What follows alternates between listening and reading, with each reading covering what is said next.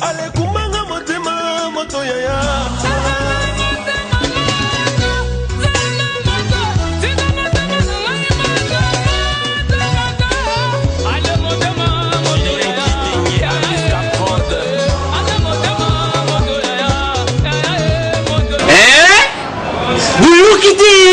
Vous kaka. Qui ça? Nabiso. Qui est l'équipe partout? KNB. Kinshasa Nabiso. Qui est l'équipe partout? Qui ça est l'équipe partout? Mikuru les abîmes, pardon. Jima c'est le raté. Il y en a bien yo. Ah, Jima Mukende. Où est là? Manakin. Qu'est-ce que j'ai zappé? Ce coup de KNB tellement. KNB tellement qui chasse l'équipe partout. Jimmy Mukendi. Oumela. KNB ko zappé ce coup de check au Vandi. À travers la flamme par la com, devenons forts. Bonjour fidèles téléspectateurs et un magazine KNB Kinshasa la biso. Reprise, il y a une activité à dialogue et bandaki déjà le lundi le 5 septembre. Il y a un magazine à Bino. Et sur la qui n'a pas qui n'a pas ça va point de vue na bango. Après très bien dialogue, travaux et zongi mais bandeko ya rassemblement G7 et alliés, balingi kokota te malgré ba préalable ba pesa ki tomoni bandeko ya majorité présidentielle basalela ki yango mais bandeko wana ba boyi kaka kokota yango quelques kino ba pesa ba point de vue na bango bolanda. Garantir sa conscience et la population appelle ça bino mandat. Vous parlez au nom de la population. Ceux qui vont moniquer, est-ce que vous avez tripoté et baby, rentrez, remettez-vous sur la palabre, dans l'arbre de palabre, vous vendez-les, vous l'acquissez, est-ce que on retrouve les solutions pour que nous puissions vivre. Nous, la population, nous souffrons. Rassemblement, il y a G7, il y a pouvoir. Quand on a dialogue, on commence à résoudre des problèmes. Parce que nous sommes déjà glissement ici à Salami. Ici à Salami, il faut que et permettre que la population a se retrouver. Quand on est sur un problème, au monde, papa na maman, ce problème n'est pas bon. Papa et maman va faire la poubelle la bayouga. Ce papa et maman va faire des solutions et mon en a pour na ban. Bande qu'on a vu sur G7 il y a opposition. Au baso boya au quota. Pas mégana au quota. Toi mais vous en faites solution pour na mboka na biso. Puisque ndenge ba on baso boya au quota wana. Est-ce que ba condition au biso ba peuple to vivre na mo. Ba on baye bango. Baye bango te pour ba yoka kaka ba mona ate. Biso za ba cité net biso ngaza na mikono. Nazana mikono na baingasani kuna. Okomona batu misusu yo lie mais batu misusu baleti. Bana batu wana baza kata lupa una. Isa mawa. Bandeko ya rassemblement na bandeko ya G7. Même nga personnellement, nazali atre bango nazana peut-être na kati. Mais so moni ba commune biso to fandi ozo mona moto. Mais ozo comprendre te on dirait za na mboka ba pa mais za mboka na ye. Souffrance de qui? Ba qui dit ça? Moi motema ba kota nano ata 2-3 jours ba que nous poser un problème bango population l'église méthodiste unie ko combattre système église il faut na quatre église li bande église pour combattre en côté il faut combattre le système il faut dans le à l'intérieur en tout cas na combo na peuple pour nzambe mona na kate peuple ndezo ko mona ba yoki la peuple mawa ba yoki la biso mawa nga au moins peut-être nga nazoli à chaque jour nzambe merci mais ba mususu tant aux na quartier vous avez 200 personnes, mais vous avez 50 vous avez classe, 30 ça fait très mal au cœur. Tout le temps que vous avez ceux qui n'ont pas peuple, vraiment, ils ont été que côté, poser un problème ceux qui sont on a vraiment bakubima, baya ko yebisa biso kana voya presque et simbité tala boye bayo ki la peuple mawa. Bolandi wana ndenge ba kino ba pesi ba point de vue na bango vraiment pour na bango ba sengi na ba deko ya rassemblement je sais te allié ba mekana ni kokota na dialogue pour na intérêt ya mboka et puis ba o msusu baza kuna ba politicien ba kota te pour na intérêt ya mabumu na bango mais ils ala pour na intérêt ya peuple Kinshasa et l'équipe partout. Lundi sans rentrée zala ki bongo likanisi ya ba membre ya rassemblement yango ba kinois bapesi ba point de vue na bango soki basepelaki nango ou pas.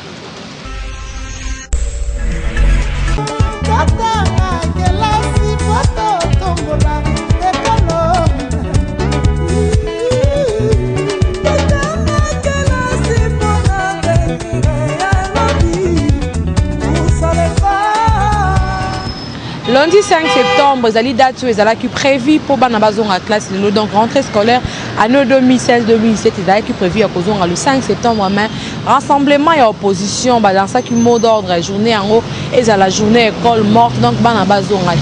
Il y a un autre qui nous va biso ba moni agissement wana ndengeni.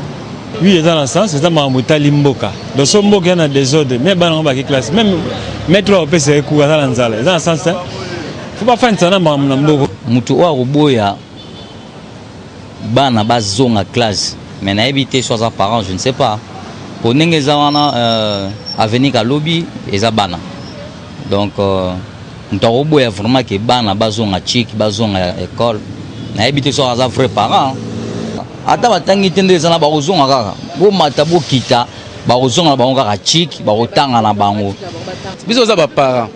Mais biso ba parents, biso tozo gérer bana, biso tozo encadrer bana. Normalement to la naka mode de opposition. Tant ba sengi école morte. Faut to répondre positivement à l'appel wala. Ya mwana ngai nazala bala misa to la tindi bangote. Moi j'ai respecté le mode d'ordre de l'opposition. Ils allaient dans le cadre de pression contre le pouvoir en place.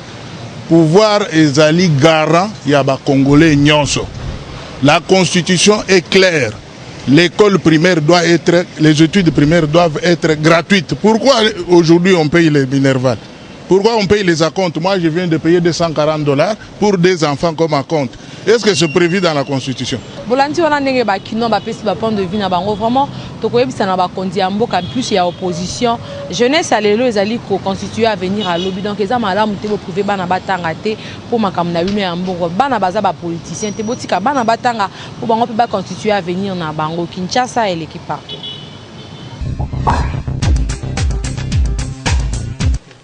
Bakinois va réagir par rapport à recouvrement forcé au SNEL azali kosala mais bamituni mukoloni ba kosala la campagne ya indemnisation.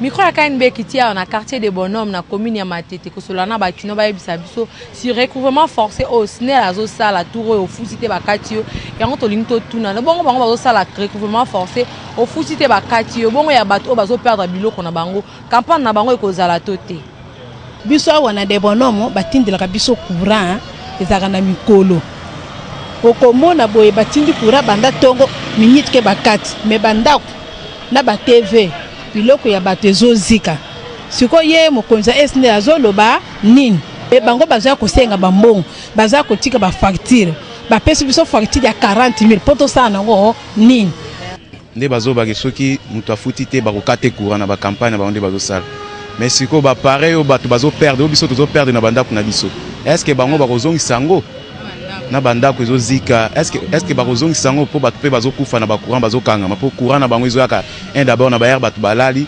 ezotumba bapareil donc eloko wana nga na omona yango ke bayeba mpe koraisonner na eloko bazoloba donc eza vraiment na sens te il faut asala bango mpe campagne oyo basinistre nyonso bakutana na baka wana eza mabe te alandela kote ne asala recouvrement forcé mais atala mpe kote ya baabone na ye banombre ya bato bakufaka bandako ezozika ameko sala campagne na bato nyonso na mikana mpe ko indemniser bango eza pe mabete na sens wana SNEL azo sala musala na ye vraiment convenablement te okomona kotinda courant TV ya moteziki biloko so sala la kaza kozika alors au lieu endommager biloko bato akondommager ngote banda ko zozika par manque ya organisation ya musala na ye alors subitement tozomona recouvrement forcé sur base de quoi?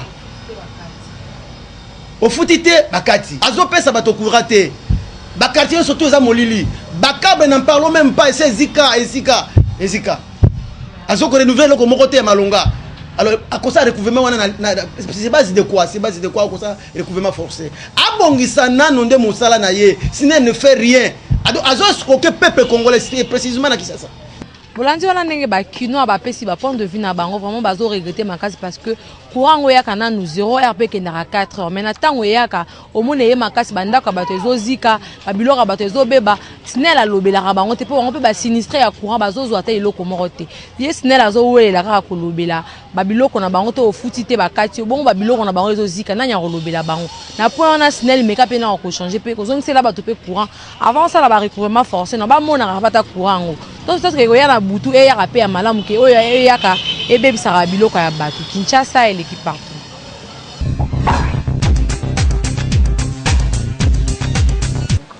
Tinda photo na yo en mode selfie kanga photo buka kingo seka moke gagner ton tinda yango na page Facebook Kinshasa na biso KNB.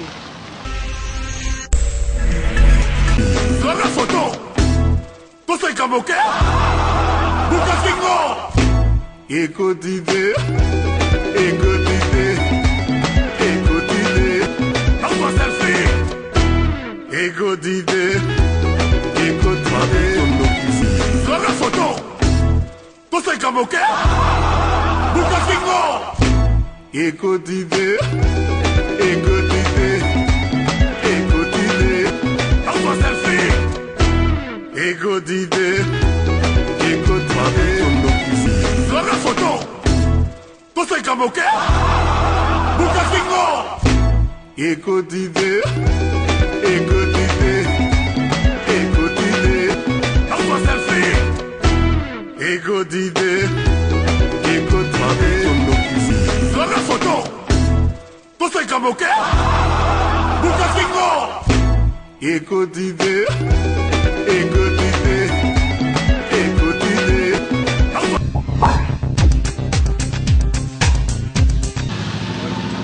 kozala servante na église eza malamu kasi ba mama mingi bakoma kosundola mibali na bango pour que bakende kosala mosala na église.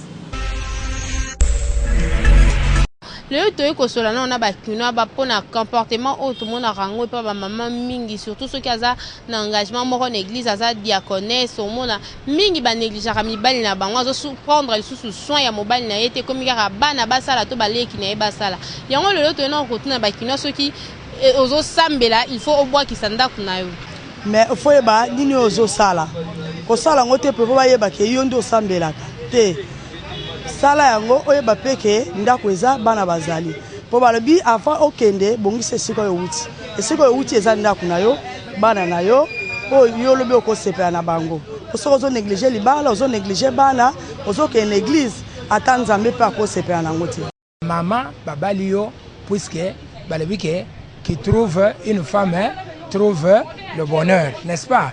Est-ce que balobi qui trouve une femme trouve l'église? Que bato bazo sala makam contraire ya vie oyo akokina kosala yango azana bana ya basi abana kotaya bango ndeni ke ba négliger ndako ba négliger bandako na bango ndenge ba kotaya bango ezalaka te bai bazala mibali na bango bali nga batosa mibali na bango ayeba ke mobali na ngana tongo avata chemise ngamo fona bongisa ye ke mo alinga mo simususu atelanga abongisela ngai mobali na nga o aokima ngai boyoki ndenge bakino batelemeli comportement wana en tout cas eza malamu te mpona bamama oyo banégligeaka bandako na bango to mibali na bango mpona koya kobongisa église ata bible yango moko elobi nanu bongisa esika ozali nde nsima okoki koke ebongisa ya pa baninga me yo mpana yango moko bongisi te okende kobongisa église bongo soki bandimi bandeko na yo bandimi to mpe bapaster baye kobeta tour na ndako na yo bakuti yo oza sali te moi teke eza soni donc mosala oyo ya kosala wana église ndako no moko okokaka te en tout cas bamama oyo basalaka bongo bochange Kinshasa et l'équipe partout.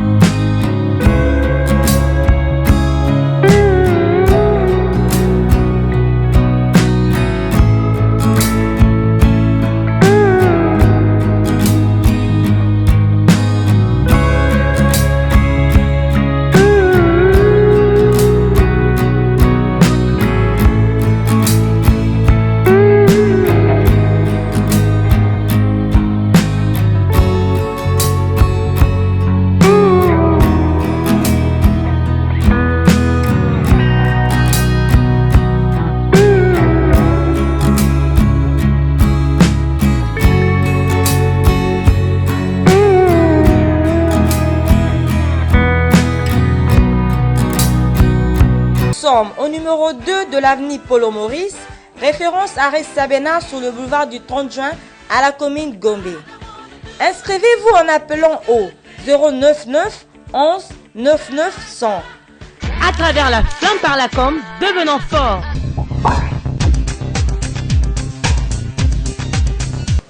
Ezana ba entreprise mingi na Kinshasa so oke koluka musala ba koyebisa opesa mbongo yango ba kino ba mituni. Est-ce que ça normal so oke koluka musala esika moko boye ba lepisa opesa na mbongo liboso? Kombe na lokana na basoso yote Kinshasa l'équipe partout, magazine KNB, tout est consolana bakinois concernant la société mususu bazana ba comportement ya que ceux qui bazana besoin ya ba stagiaire, to bazana besoin ya batu ba ko banda musala, batu ba kotika ba CV, mais ko ka batu wana susu ka ya société wana avant au banda musala faut payer ba droit moko bomo na bazo senga batu mususu sombe biso crédit ya ça $50, payer ça $30, il y a droit boy payer ça $50. Donc bazo bimisaka ba droit ya bango moko alors que to yebiso ki mutu ko luka musala, c'est-à-dire azangi aende ko luka poizo mbongo. Mais bango ba komisu ko senga on to ye ba comportement wana bongo pona nini. Ba société sans bato c'est ko senga misala te po bazana posa bato basala musala siko ba pesa mbongo supwani eza bien te comportement eyaki moyibi qui fa pesa mbongo na po abana musala wana écoutez que ba $50 non pas ça musala mais pas le salaire passe trois comportement na bien te ma bien makasi vraiment bato bango musala bon pour pas profiter moins bon ba net ba mbongo ba devis ba olinga bazo bandi ko to a tingi $50 ba azo monga devis so pamba te bongo ba ko jote ana osenga ba batika mama moyibi andenga moyibi ya osenga ba mbongo soki ba se présenter pour ba kuluka musala soki moto ake koluka musala premièrement aza na mbongo te, c'est-à-dire musala wana nde ko permettre ye abanda kozwa mbongo po ayeba ko misunga na ba makambo na yemo. Mais soki ekomi avant ozwa musala esengeli obanda nano kopesa bato mbongo wana ekomi kimoyibi baza bato vraiment ya kokanga ko juger bango po makambo wana esila parce que ata ndenge tokoloba ke misala ezate mais soki misala ngo ekomi po moto zo yango il faut apesa lisusu mbongo moment o moto zo kende koluka mbongo mais azo ya kopesa mbongo lisusu wana il faut kokanga bato ya ndenge wana pe ko juger bango. Bolandi ndenge bakino ba pesi ba point de vue na bango, donc c'est du vol pour la société au basala bongo parce que muto yeko miluka mais vino bandi su ko senga e ya on bozana besoin de bo Congo la ba mbongo wana bo banda fond ya société na bino to ezanini parce que mutu tangu ayebi no bosenge su mbongo et normal c'est pour la bande ko bakuta na makamba bongo en tout cas so ke na société mo basenge mbongo gagner temps po bazami yibi. Le magazine KNB Kinshasa Nabiso désormais sur vos smartphones et tablettes. Il suffit d'aller sur Play Store, écrivez KNB à la zone recherche sur Google Play. Choisissez parmi le logo de votre magazine préféré KNB et cliquez dessus pour télécharger. Une fois l'appli KNB sur votre portable, à l'entrée vous découvrirez la photo de vos stars préférées. Le menu de l'appli KNB vous offre le rubrique suivante. Éditions. Pour toutes les vidéos des éditions du magazine KNB. Facebook. Pour déposer vos photos selfie, cliquez j'aime et suivre l'actu KNB. KNB Tweet. Abonnez-vous sans condition pour rester à la page. Insta KNB. Échangez de photos sans relâche sur votre page Instagram. À propos, pour connaître notre esprit et philosophie basée sur Kinshasa. Nos contacts. Pour nous contacter, échanger des infos et surtout collaborer. Appli KNB Kinshasa entre nos mains. Appli KNB Simba Kinshasa Namaboko.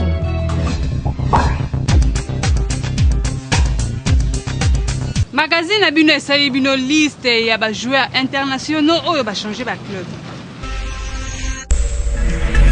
Mercato estival oyo se clôturaki le 31 août na minuit et salaki que tout le monde a quelques transferts ya ba internationaux congolais. Paul José Mpoku, ancien sociétaire ya Kievo Veroni ya division 1 na Italie, a coévolué désormais na club grec ya Panathinaikos pour une saison. Contrat wana ya prêt ezalaki signé mercredi 31 août na clôture ya mercato. Et transfert na ye eko permettre ye abeta Ligue Europa na octobre na ancien club na ye ya Standard de Liège. Congolais mususu oyo azalaki concerné na mercato eza Dieu merci Mbokani, Joueur il y a Dynamo de Kiev en Ukraine, Oyazala qui prêtait une saison en Norwich en Angleterre, a coévolué désormais sous les couleurs, il y a Hull City, toujours en Angleterre, actuellement 5e dans le classement. Pour sa part, Marcel Tisserand a signé pour 4 ans na Ingolstadt, na Bundesliga en Allemagne. Âgé de 24 ans, ancien défenseur central à AS Monaco, avait également fait l'objet d'une offre de prêt na Espagnol de Barcelone en Espagne. Transfuge du Paris Saint-Germain, Niskens Kebano, le Congolais de 24 ans, Oyo Azalaki na Genk na Belgique, accueilli Fulham, club de la 2e division en Angleterre pour 3 ans. Enfin, Yannick Yalabolassie a coévolué saison Oyo na Everton. Lui jusque-là qui était encore sous contrat dans le club, il y a Crystal Palace. Et c'est que actuellement, à ça le transfert le plus cher dans les joueurs congolais évoluant en Europe. Bonne chance dans les internationaux congolais dans les clubs au Nyonso, Bazali, Kinshasa et l'équipe partout. Léopard, il y a RDC qui qualifié dans le match au Babetaki contre RCA dimanche 4 septembre. Il y a un Bakinois. Bapesi impression à Bango par rapport à la qualification.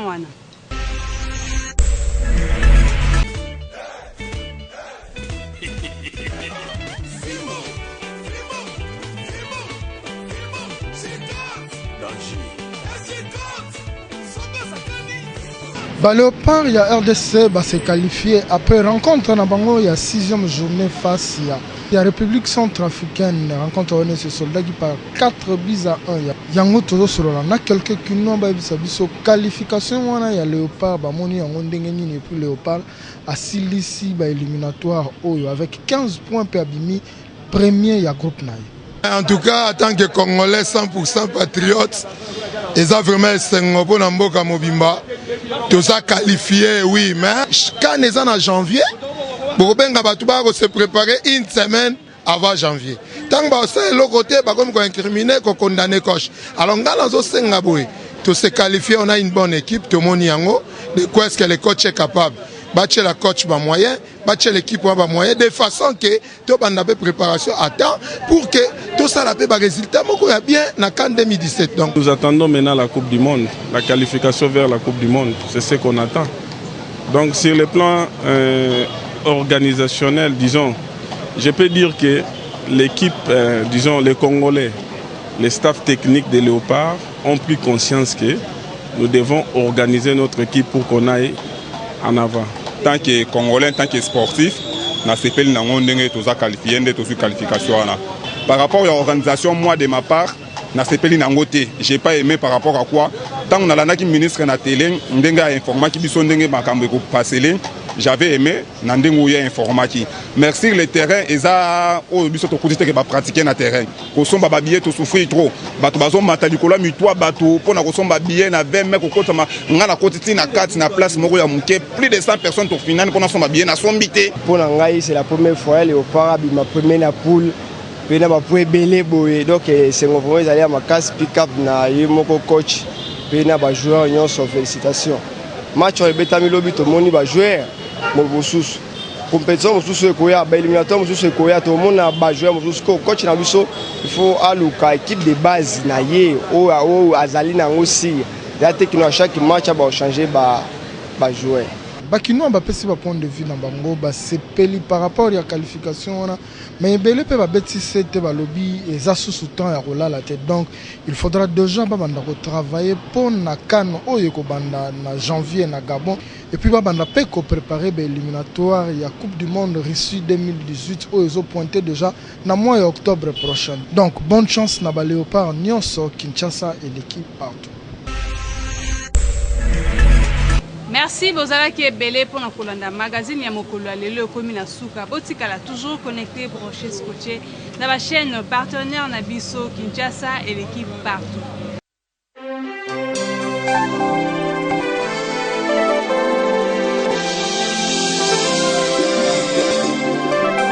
À travers la flamme par la com, devenons forts.